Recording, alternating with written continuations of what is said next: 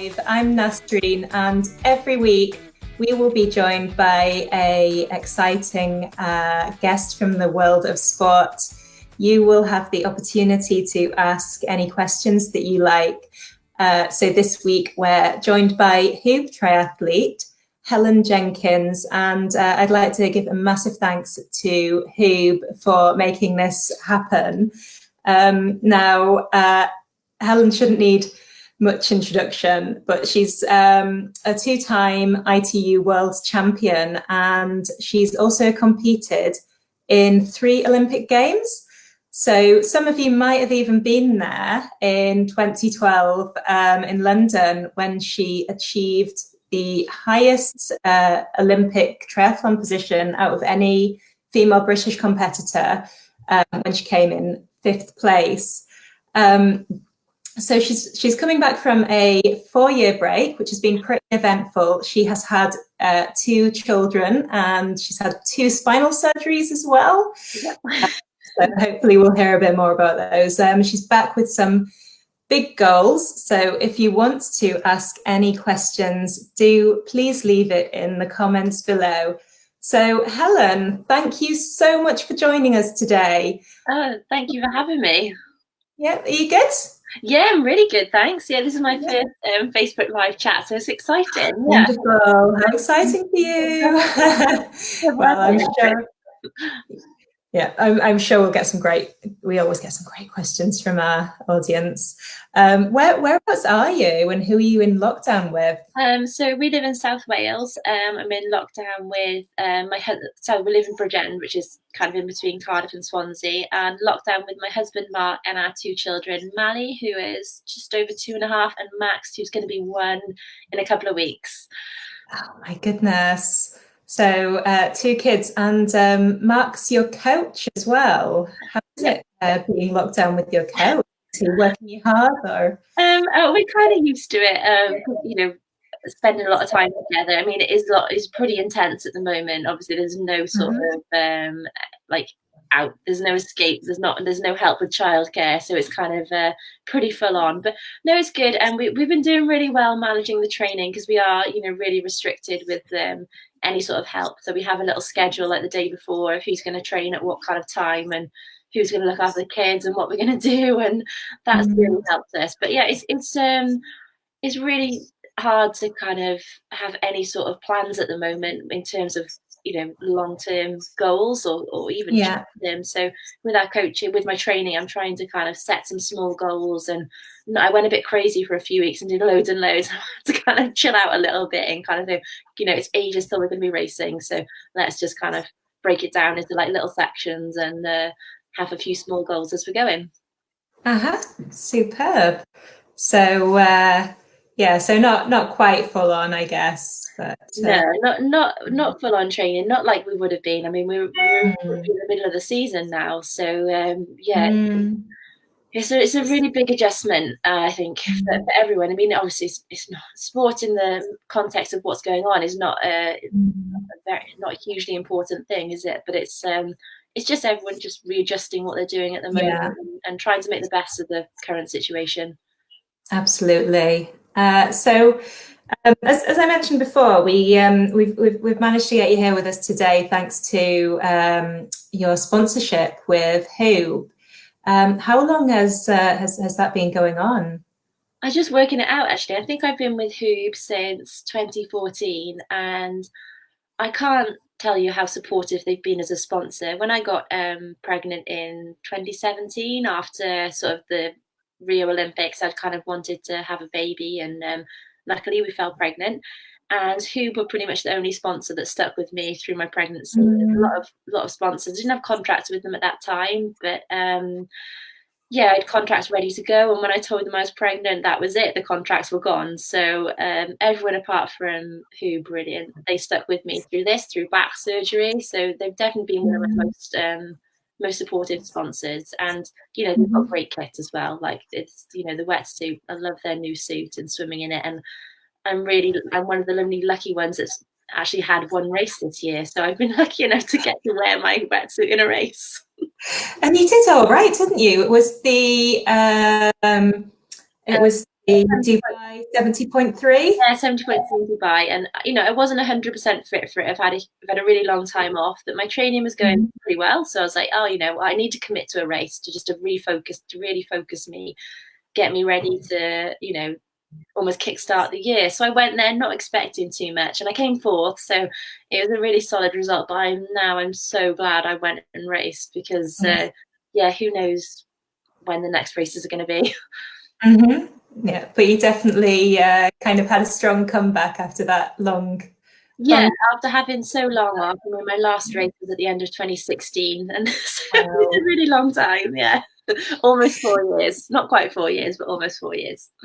Amazing. So just before we go on to the questions, I can see we've got quite a few questions coming through, but I heard actually this morning that Vitus have just announced that you are going to be riding a Vitus bike this year. So how did that come about? Yeah, I'm so excited about this. I've been an ITU athlete, so we ride on road bikes throughout my whole career. So moving to like a time trial position on the bike has been quite a big deal for me, especially with my back surgeries I've had. I have to be really careful with what bike I was going to choose. So I think for the first race in Dubai, I'd bought a bike because I didn't want to commit myself to make any commitments so early on in my career, in my long distance career on a bike. So I bought a bike and I rode it for about a month before Dubai. And after that, I was like, right, we need to kind of figure out what the best bike for me is going to be. And we did some work, with Vitus, looked at the frames. We looked at so many different bike brands, and the Vitus bikes were brilliant. And they've worked out really well for me and my back position. And yeah, they've been great. They've been fab, getting the bikes to me, getting everything ready. And I was hoping to be able to race on them in April. So unfortunately, but on the positive, I'm getting a lot more practice, kind of practicing that new time trial position. And I'm really excited for when I do get to get out and get racing on it. It feels fast. I just don't know if it is yet. Well, we can't wait to see you racing again, that's for sure. So just going on to our questions now, I'll take this opportunity as well just to remind our viewers, if you are just joining us now, we have Helen Jenkins on the show and you can ask her anything you like. So do put your questions in the comments and don't forget to give us a like and a share. So first question is from Simon Gwynn. So he wants to know how you're coping with the swimming now that you can't get to the pool. Well, I know Simon. Simon runs our local pool, so. Oh, okay. Thanks, Simon. Nice. Hello. I'm really missing it. I think we're really lucky where I am. Like I've got a pool really close to me, so I've got a really good swimming club. We've got a really good. So I really miss that kind of. The camaraderie, the friendship, the kind of the teammates in the morning. Definitely, our morning swimming. We swim from 5:30 till 7. We get up. Yeah, we get up early, but everyone get it in before work, school, and so although I really miss just being in the water, I do miss the people as well. That's one of the big ones. Miss our swimming club. So. It's hard. I'm doing a lot of stretch cord work. I'm doing a lot of strength around my shoulders and arms just to try and keep things strong. But I haven't attempted swimming in my garden in a paddling pool yet. I'm not ready to take that step. But who knows? If lockdown continues for more months, then I might have to. Might need to get a bit warmer first. Okay. Lee Hassan asks, as a former British junior champion in 2003, have you got any advice for junior triathletes? So Lee has a son, Cody, who's 10, and he's been racing for 2 years. Wow. That's amazing. And triathlons changed so much. I mean, I didn't really start doing any triathlons. I did a few when I was little, like small things. My dad was into triathlon, so we did a couple of small ones, but I didn't start doing it properly until I was 15 or 16. And that's what the big change is. And I would say as a young athlete, it's really important to have a wide focus at that age. You don't want to be just focused on one thing. So focusing specifically on triathlon, it's really not. Try and keep into team sports as well. Do what you love. As long as you're enjoying it. That's the that's the most important thing. But if you're, you know, if your son's really, if you've got kids who are really focused, and I would say swimming is such an important one. It's really hard to pick up the, you know, the swimming later on. Like if you've not been a swimmer, and so really joining, you know, actually just having a few structured sessions with the swimming club a week would really kind of really help. It's just getting that technique work done at a young age so that you're going to be able to use that later years is really important. But I'd say at that age, it's just so young, just kind of do as much sport as you can, as much as you can, just try and enjoy it. And I didn't do many team sports when I was young. I've got terrible coordination. Anything with a ball and rubbish. So I'd say I do wish I'd done a little bit more of that when I was younger. I think just rather than sort of you don't want to focus too young. Yeah, it's good advice. I hope that helps you, Cody. So yeah, and good luck with all your racing as well. Going on to Sarah Payne, who is someone that I know. Hello, Sarah. Thank you for joining us today. So how do you juggle being an athlete and a wife and a mother? I assume you're pretty busy. It is pretty busy, busier than normal at the moment. I think because we don't have any sort of childcare, you know, it's just me and my husband. So normally our kids go to nursery 2 days a week, which I think my eldest daughter, she's 2.5. She's really missing that kind of interaction with kids at the moment. So, and we have grandparents which are close, which help out, and we're really missing, you know, we're just missing people and friends and being able to kind of break up the day. So it is busy. I mean, I definitely don't sleep as much as I used to. I think when I was training before, definitely there's certain things that, you know, you have more naps in the day, more time. I just don't have to, some of those things have had to be sacrificed. And I don't feel like I do anything perfectly. I'm not kind of being the perfect athlete. I'm not being the perfect mother, but trying to get the, you know, the best balance of what I can do. And I think I've accepted, I feel a certain level of guilt, whatever I do. If I'm going out and riding for 4 hours, I feel a bit guilty because I'm not home with the kids. If I stay home with the kids all day and at the end of the day, I'm a little bit snappy because I haven't done any exercise, I also feel guilty about that. So it's just really trying to find a balance and accepting that whatever I do, I'm going to try and do my best at whatever I'm doing.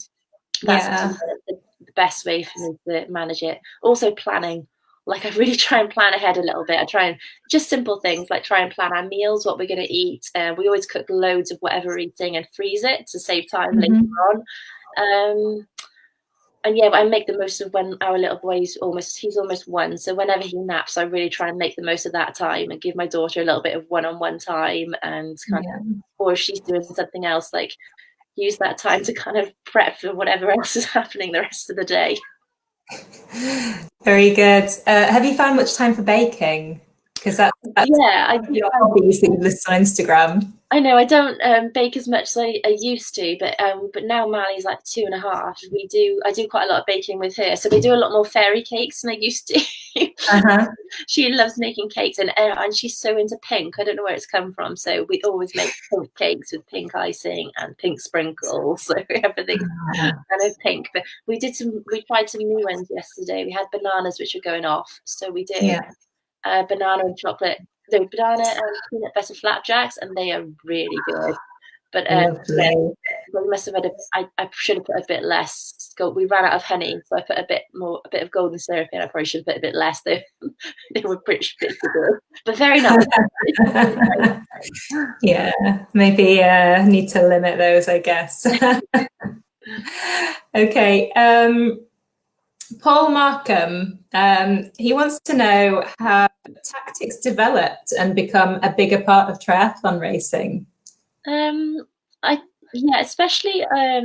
I mean, I'm looking more at the ITU side because I raced that side for longer. I've only done one 70.3 race, so I don't have a huge amount of experience in the tactics of that. I just went as hard as I could for as long as I could in that. The tactics in ITU have changed. They go through cycles. There's times where, you know, the biking is like really, really important. And there's times where I've been racing and it hasn't been as important, where I think it's just a never ending sort of flow of just changes. Sometimes it's really important to sit in and kind of try and save your legs. But I always much rather the races where, you know, you need to use your bike skills and work as hard as you can on the bike and kind of, you know, try and have a breakaway and do those kind of things. But I'd say it's always changing. The current, you know, the current way we're in, where you've got some good swimmers. I'm looking at the women's race now. The women's side, where you've got some really strong swimmers and strong cyclists. It's so important to get yourself into that front group and be technically good enough for all the technical courses which we're having at the moment, to be able to stay in that front group. So yeah, it is important. I think it's a really good skill, especially to be teaching our young athletes that they need to be tactically aware, you know, as we're going on. And drafting is coming into the age group races now as well. So it's really important for age groupers to learn those skills and be as, you know, save as much energy as they can in a pack. Great answer. Hope that answers your question, Paul.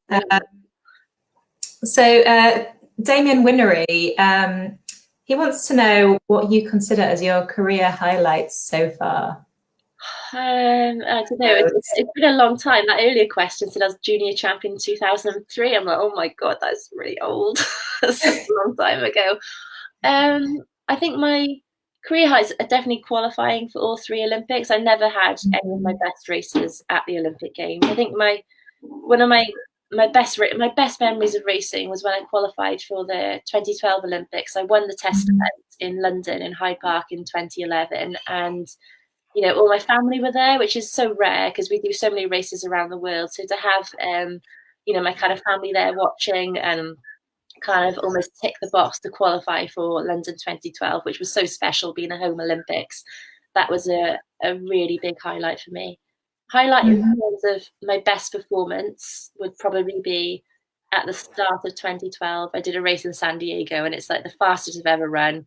I had a great spin, great bike, and then ran the fastest I've ever run off it. So that was probably a highlight. And then I would say 3, because some people quite often ask 3, so I always do everything in 3s.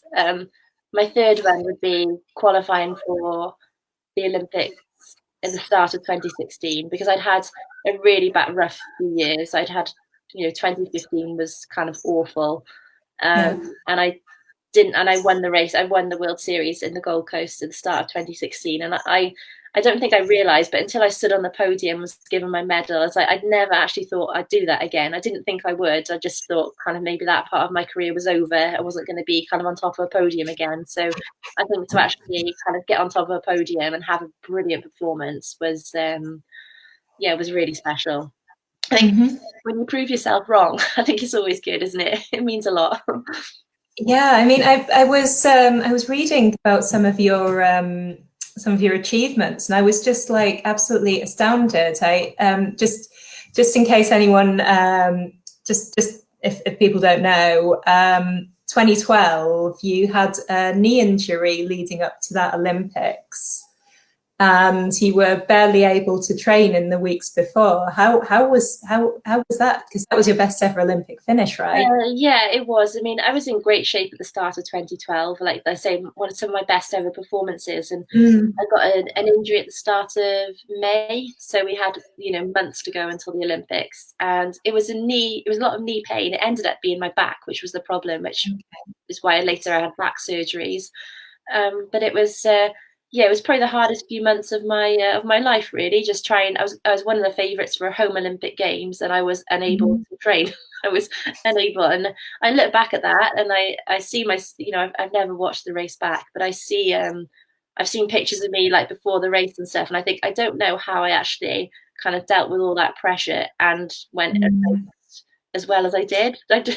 I think how can I do that? But you cope with what you have at the time. I had a great people around me, great team trying to help me through it, and although it wasn't what I wanted, it wasn't a gold, it wasn't a medal. It's one of the races I'm most proud of in my career, because I dealt with so much kind of pressure, and I think I probably shouldn't have got 5th really doing from the training I'd done, and again the home crowd support was something I don't think we'll ever see again in triathlon. It was absolutely insane, and if any of you were there like watching and shouting, it was like the most incredible experience, and thank you.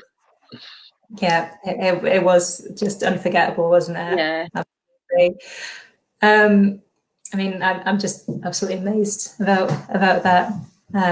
So I'm going to move on to some more questions from our audience now. So we've got Sally Fields watching. Hi there, Sally. She's 11 years old. Hi, Sally. So she started running a couple of years ago, and she's actually county champion in a couple of things. Wow, well done, Sally. She wants to know how much you did when you were her age. Did you say she was 11?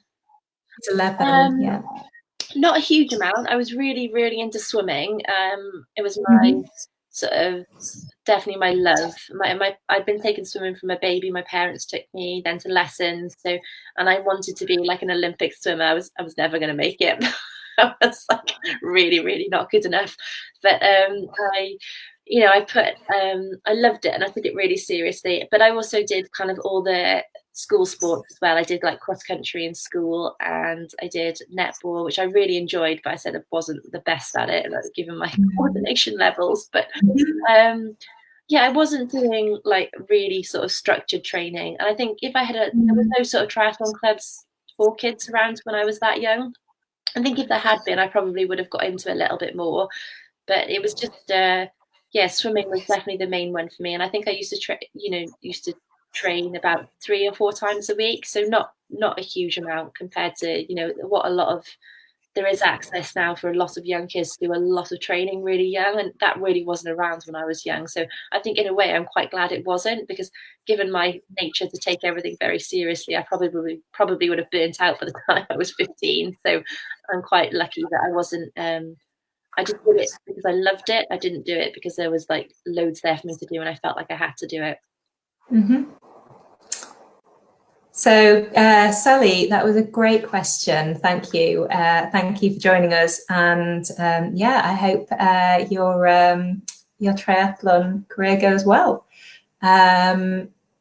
So how old were you when you started running and cycling? Because you said you were mainly a swimmer. I said the only running I did was in school. I did athletics. One of our teachers was really into athletics, so we had a really good kind of we did a lot of athletics and cross country in school, and then I didn't start anything with a running club until I was 15, which is quite late, really. A lot of the people I've competed against did running kind of from a younger age. So it's just started a little bit later. But I think that just meant that my running didn't really improve in triathlon until I was a little bit older. I wasn't a brilliant junior. I wasn't like going out and winning world junior championships or anything. So it just took me a little bit longer to sort of develop my running through my career.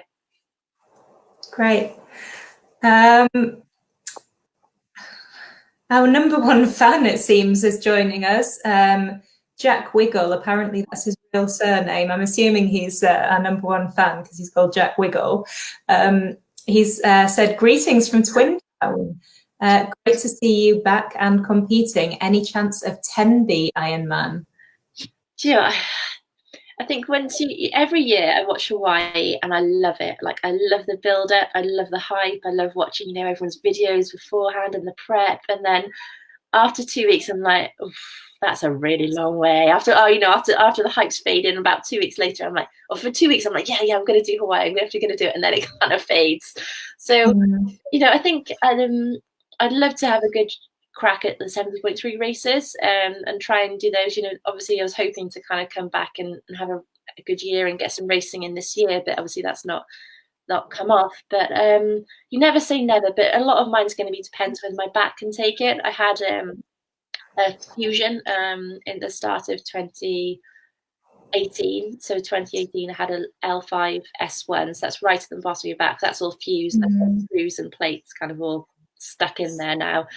And it's going to be how my back takes doing that distance. It's, I don't want to do anything that's going to jeopardize kind of the surgery I've had or make my back worse after having the surgery. So if my body allows, then maybe I'll be trying for a long distance at Ironman, but it's so sort of dependent on how my back copes with that volume of training. Have you had to adapt like the way that you train or the way that you stretch and recover because of that back surgery? Yeah, the biggest thing was swimming, because there's no, I lost a lot of mobility, kind of at that lower in the back, and I didn't really realise that. I always thought swimming would just be fine, but yeah, I really struggled to kind of get into the same position I have been in. So I've had to adapt my swimming. I couldn't tumble turn in the pool for a long time, which is, it's not a big deal. You don't tumble turn in a triathlon race, but I just found that really annoying that I couldn't tumble turn. So I'm a lot slower and I can't tumble turn. The cycling, say, working with Vitas and they're getting on their frame has really helped me kind of, and we've just been really careful in how I adjust my position so I'm in a good position for my back. But it's taken a lot of time. I mean, that's one of the reasons we had a second child, is I started trying, we've always wanted 2 children, but I started trying to come back after my back surgery, and my back was really not good, and there's no way I was going to be able to compete. So I remember getting out of the pool, like I couldn't bend down after I came out of the pool. I'd be stiff for so long. So we thought, well, let's have our other baby now if we can. And then having Max in 2019, my back has been so much better than it has been for years. So it was just having a bit more time really to kind of get it adjusted. Yeah. Sort of training again. Yeah. Okay. Carl Blake asks, should triathlon be shown more on television to inspire others? Yeah, I mean, I think it's great over the last few years that we've had the World Series on BBC, and I think that's really helped. But at the same time, it's almost like there's 2 parts to triathlon. There's the long distance side, and then there's the the ITU side. So I think it would. Yeah. I mean, I know they especially in Channel 4 in Wales, they do the Ironman Wales, so that gets some coverage. But I think it would be great just if the appetite's there from the public, I think, to want to watch triathlon, it would be fab to have more triathlon on TV. And the amount of triathlon's grown, even, like, for the number of years I've been doing it, I've seen how many people are doing it. And it's funny, when I was doing triathlon when I was young, and more so my husband as well, because Marc, my husband, who's my coach, went to the 2004 Olympics in Athens, and when he was a kid in school, he was like the only one doing triathlon. And now, like, so many people he went to school with have, like, messaged him like they're doing triathlon now. So it's really cool that it's kind of so many more people getting into it. And it is, I'm pretty biased, but it's such a friendly, like, engaging sport. So I'd love to see it on TV more, but I suppose it's whether whether the appetite is there from the general public. Absolutely, yeah.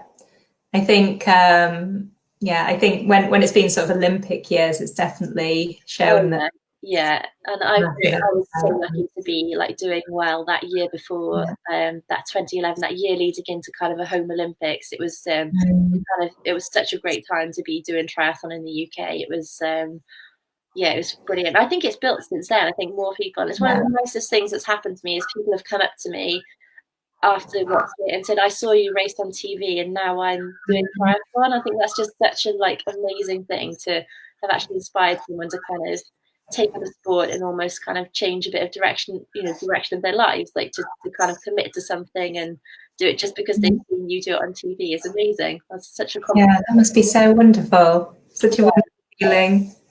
Okay, so we've got another budding triathlete watching.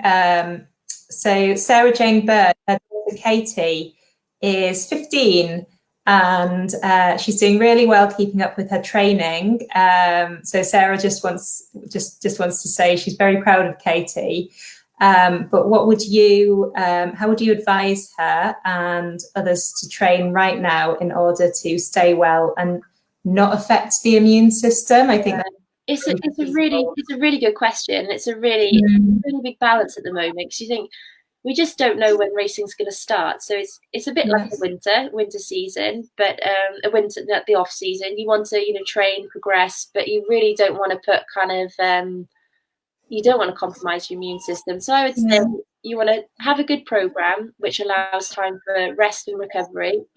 You might want a little bit more rest and recovery than normal, just to be on the safe side, and just because you don't know how long this is going to last. I mean, you can't train. Well, you can. It's going to be very tough to train 100% committed, as long as it could be months and months. We might not race until next year. It's so unknown. So making sure you've got some recovery days in your program. Schedule that day off so that you've got time to kind of chill out and relax. Almost putting that into a little program makes you kind of commit to it.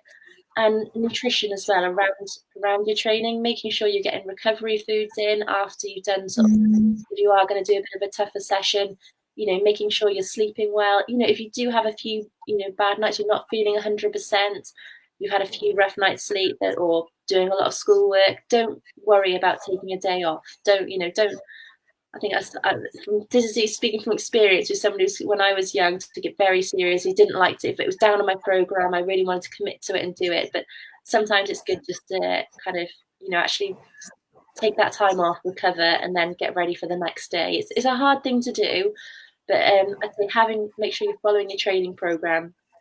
And you have got a coach, like communicating well with your coach if you are feeling a bit under would definitely help. Hope that helps, Katie. Good luck. So no one's asked it, so I'm going to ask. What's your favourite recovery food? Like favourite recovery food. But I'm really lucky. I've got a partnership with Cliff Bar, so I love the Cliff protein bars. Like, I'm addicted to them. I probably too many. I would run out very quick if I ate as many as I wanted. But an easy one to do at home, and I do, like, especially after test sessions, just like a glass of milk, especially with the kids when I'm busy. I used to have time to come in from sessions and be kind of, get all my stretching done, have my recovery already. But now I'm literally in a really quick kind of stretch while I'm doing stuff with the kids. And sometimes a glass of milk is the quickest thing for me to do to get that recovery in straight away. And to do like foods with high protein as well. I grab a handful of nuts, because I'm straight back into kind of being mum sometimes. But it's stuff I can eat kind of when I'm on the go quickly. And obviously probably too many protein bars. Very good. So we've just got a few more questions to go. But if you want to get your questions in, do get them in, because we are going to be wrapping up very soon. So just put them in the comments below. We'll move on to Lucia Scott. So how does psychology change when training on tired legs?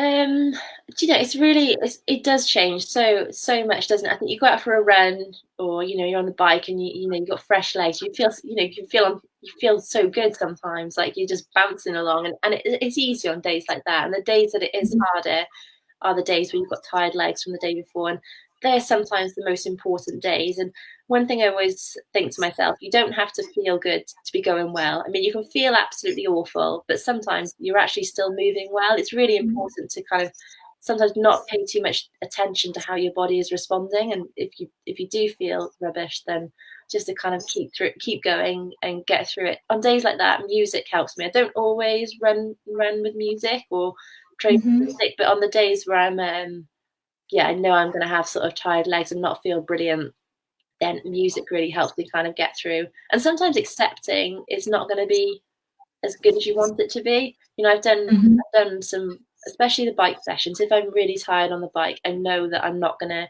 kind of hit the power I've got, or I start the session, I know I'm not going to make the power I've got down today, but almost accepting that at the start of the session and go, well, I'm not going to be able to hit my target today, but I'm going to do the best I can. And that's so much better than just giving up, I think. And then at the end of the session, I always even though it wasn't as good as I wanted, I've got the positive I didn't give up, and the positive that I've still done something to improve myself. And you get the endorphins, you get that feel good for actually having completed the session. And if you've had a really bad day, which you sometimes do, I always give myself a little bit of time to mope about it, and go, oh, that was really kind of have a mope and a bit of a wind. And then I give myself a little bit of time, and after that I'm like, right, you've got to move on now. Okay, that day's gone. Just focus on the next day. It's a good attitude. What's your motivational songs? You said you like to listen to music when you're... I love the Killers. Like, we've been to see them in concert a few times, so always something from the Killers. My husband loves AC/DC. That's his training music, so that's kind of filtered to me because he listens to it so much when he's training. Our daughter Mally loves the Trolls films. I don't know if you've seen the Trolls films. Probably not. No, but there's that Justin song, isn't there? Yeah, no. So we have a lot of the Trolls music on, or Frozen music. It's not very motivational. It's so stuck in my head. I spent we went on training camp in Lanzarote in January, and literally every bike ride I went on, "Let It Go" was in my head. I was like, oh, for goodness sake, this is enough now.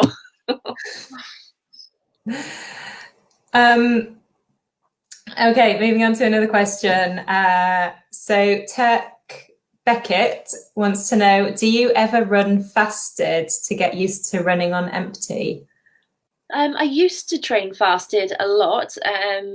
More just more swimming, because we swim, like I said earlier, we swim from 5:30 till 7 in the morning. So I would just kind of get up and go swimming, or if I did have a little run, get up and go out the door. But I have changed that a lot over the last probably the last sort of few years, and I think it's more about health for myself. I don't want to do anything faster, just to protect sort of my immune system, my body. It's more important with kids because I'm not getting as much sleep as I used to. So I think I don't want to put any additional stress on. So even if it's like a small bit of food, a banana or like a cereal bar or an energy bar on the way to swimming, or just something in my stomach, for me that works better. I mean, it's different for a lot of people, but I found the fasted training I definitely feel like I recover better even after the session if I have eaten a little bit of something beforehand. Okay, good answer. So moving on to a question from Amy Blackmore. Now, she doesn't spend enough time stretching, and she wants to know, what are the main must-do stretches? Are there any full body stretches that you would recommend? Do bear in mind that last week we had Johnny Brownlee on the floor doing his stretching routine. I don't expect you to do that. No, a few more. Say is when I don't have as much time as I used to. I try and do a little bit of mobility before I get out for a run. I didn't used to, but like I'm 36 now, and if I don't do something before I run, I swear I'll come back injured. So, but when I come in from running or get off the bike, I try and do a few stretches just for mobility. So, going into the downward dog, like that yoga pose. So that's a really good stretch for all the back of the legs, and then I kind of lift legs and kind of do a bit of calf raises within that as well. Also, I think it's a yoga pose as well. It's like a really good glute stretch. I don't know if I can explain it. I think it's like the pigeon stretch in yoga, where you have like your leg folded underneath you and you're pretty much leaning on top. That's like a really good one for me to get my glutes. And then they're the two biggest ones that I would do, sort of for mobility and stretching. I'm always trying to move my calves after running, because I've had quite a lot of lower leg stuff. Like touch wood, I'm quite lucky with my shoulders and upper back, but I've had to be for me then the best thing for my shoulders and upper back is just to have a foam roller and like roll through kind of the top part of my back. And I do that. I try and do that most evenings. I get a few clicks out of the top of my back, and that really helps. But a lot of that's to do with my lower back surgery, and my back is a bit more fixed. I have to make sure my upper back is quite mobile. Yeah, awesome. Hope that helps, Amy. So I've just got a couple more questions. First of all, what I'd like to know is, what are your top 3 bits of kit that you can't live without? That's a hard question. Pick just 3. Can you narrow it? Well, I'm going to go with my new hoop suit, my Agilist, because I swam in that in January when we were on camp and training camp, and then luckily got to race in it, and I love it. Like, I'm really, really comfy in that wetsuit. So that is one of my top bits of kit. We've got a Thule running buggy, and that is that's such a big thing for us, is that we can go out as a family, or especially in these with this sort of time, I can take both kids out in the running buggy, go for a little jog. It means like Marc has time to kind of work and kind of get on with what he needs to do. It's just getting that like little bit of break, or he takes them out in the running buggy, and while I'm doing something at home, it just gives us, or we all go out together, which we did the other day, which is lovely. And then Mally gets out and does the last bit of running with us. That's brilliant. That's 2, isn't it? I would probably say at the moment as well, my new bike, my Vitus bike, and then actually I've got that all set up this is like lockdown related, I've got that all set up for Go Swift, and that's like saving my life at the moment. Like being able to do indoor riding. Yeah, they're kind of, you haven't. What was that? Do you say? Thank goodness. I know, thank goodness for Swift. And I think so. They're the things that have kind of definitely been getting me through at the moment. Yeah. It's nothing like new bike day, is there, as well? I love it. Really. Okay. James Wickenden asks, do you focus on pushing the disciplines you're best at, or work harder and longer on the ones you're not? We've always taken the approach of trying to work equally across all three. There's never, like, I can't think of a time, apart from at the moment because I can't swim, that we've ever been like, right, now's the time to push the run, or now's the time to push the bike. It's always been or the swimming. So always try and keep everything pretty even and consistent across when we're training. That's definitely worked out best for me.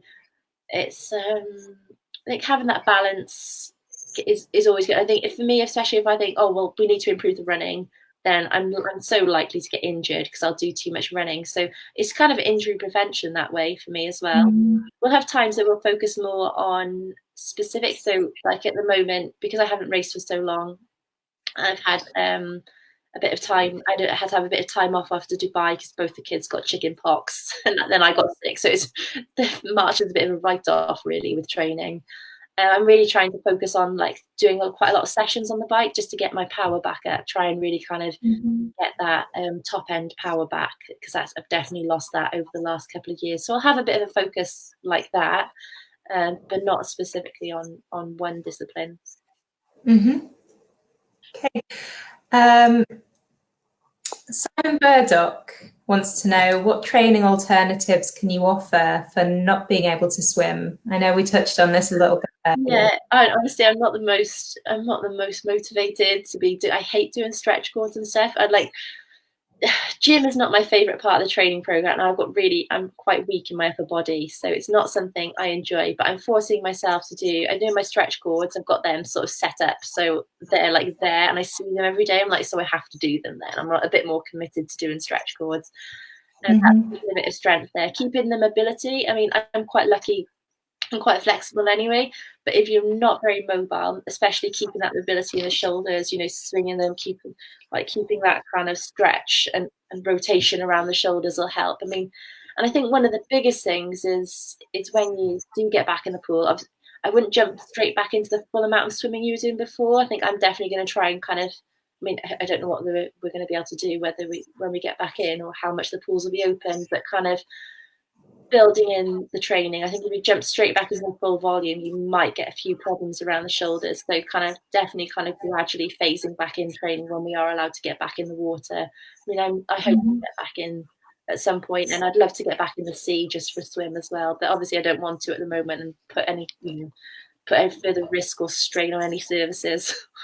Yeah, absolutely. Okay. We're going to be wrapping up in just a few moments. So thank you so much again, Helen, for joining us. My final question to you is, what are you most looking forward to when lockdown ends? Oh, childcare.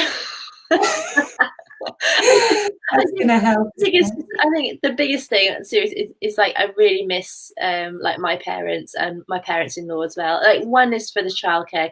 Our kids miss them, massively. We miss them, and just being able to have, a little bit of a break and being able to train. Me and my husband being able to do a little bit of training together. Apart from like at the moment we do like maybe an hour on Zwift like together at like 7 o'clock at night when they've gone to bed. So it'll be lovely just to see people, just see our friends, especially like see my little girl, see her friends and stuff. That's, you realise at this time you actually just miss people, don't you?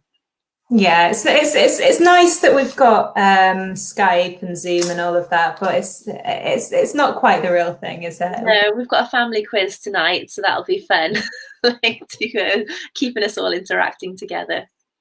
Wonderful. Well, good luck with that, Helen. Thanks again for joining us today. It's been absolutely wonderful talking to you, and best wishes with everything in the future whenever races end up restarting. Oh, thanks. So that's going to just about do it for today. So thank you, everybody, for joining us and getting those questions in. We've had some great questions. Now, I hope you're going to join us next week. It is a bank holiday next Friday, so we're doing our lunchtime live at a slightly later time on Thursday, just to confuse you. Next Thursday, 6 o'clock, be here. We are going to be speaking to Geraint Thomas. So we are sticking with the Welsh athletes. And then on Monday, we straight hot on the heels of that, we will have Sarah Story. So we've got a bit of a cycling double bill for you next week. Do join us, and in the meantime, stay safe, stay healthy, and we will see you very soon. Thanks a lot. Bye-bye, everyone. Thanks.